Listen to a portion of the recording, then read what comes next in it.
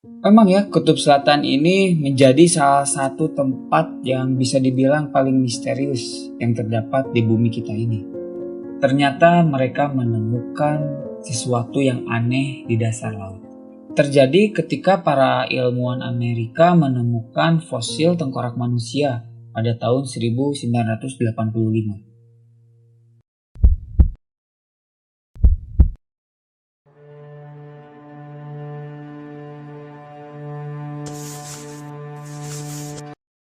Assalamualaikum warahmatullahi wabarakatuh. Kembali lagi di Hororan Insight.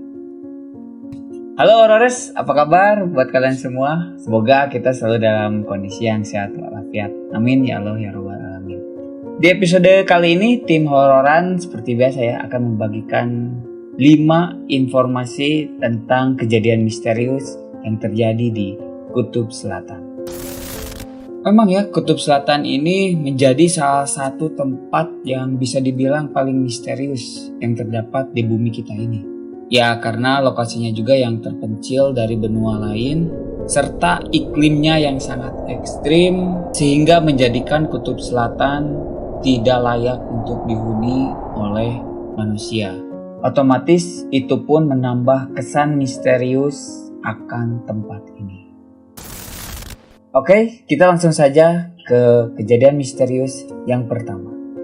Kejadian misterius yang pertama adalah perahu di Pulau Buffet.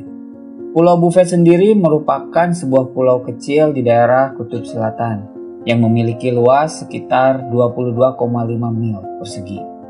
Dan pertama kali pulau ini ditemukan pada tahun 1793 oleh pelaut asal Perancis yang bernama Jean-Baptiste Charles Bouvet de Liege. Maaf kalau misalkan pengucapannya salah, ini maklum lidahnya lidah Sunda ini. Seperti kita ketahui, pulau-pulau di Kutub Selatan ini memiliki iklim yang sangat dingin serta jauh dari daratan manapun, sehingga pulau ini tidak memungkinkan untuk dihuni oleh manusia. Namun pada tahun 1964 terjadi kejadian yang sangat mengejutkan saat sejumlah peneliti dari Afrika Selatan dan Inggris yang meneliti pulau tersebut menemukan hal yang cukup aneh, di mana mereka menemukan sebuah perahu kecil di danau tepat di tengah-tengah pulau tersebut. Tentu hal ini menimbulkan pertanyaan besar, mengingat tidak ada satu orang pun yang tinggal di pulau ini.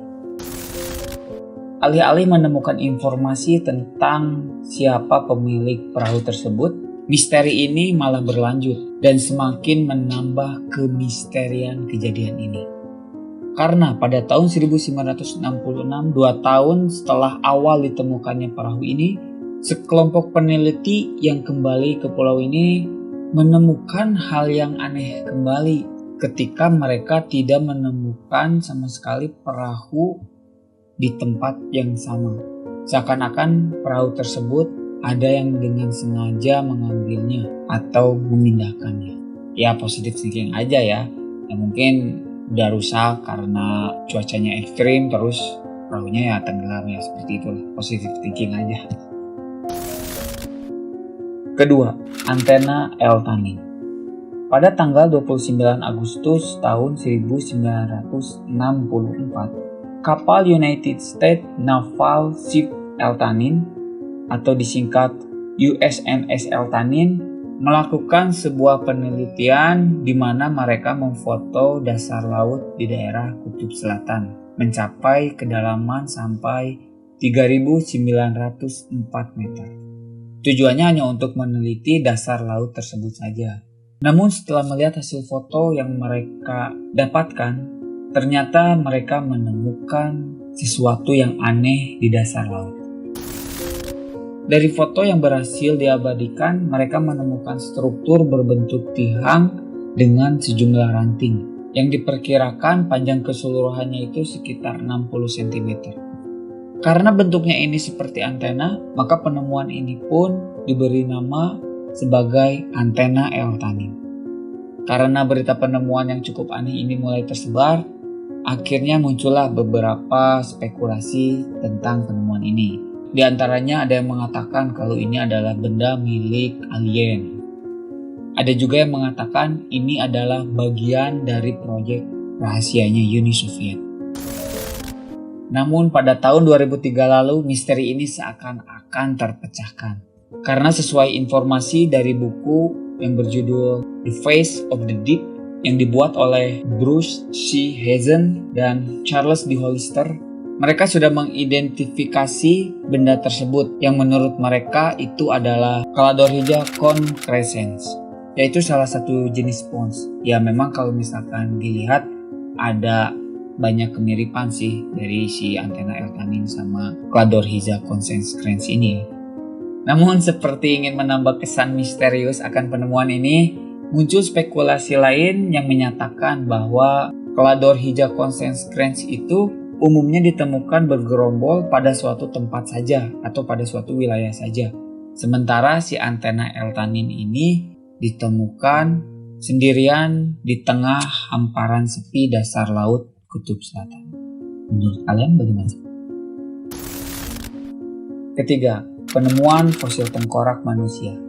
Iklim dingin serta tanah yang nyaris tidak bisa ditumbuhi oleh tanaman membuat Kutub Selatan bukan sembarang tempat untuk dihuni oleh manusia.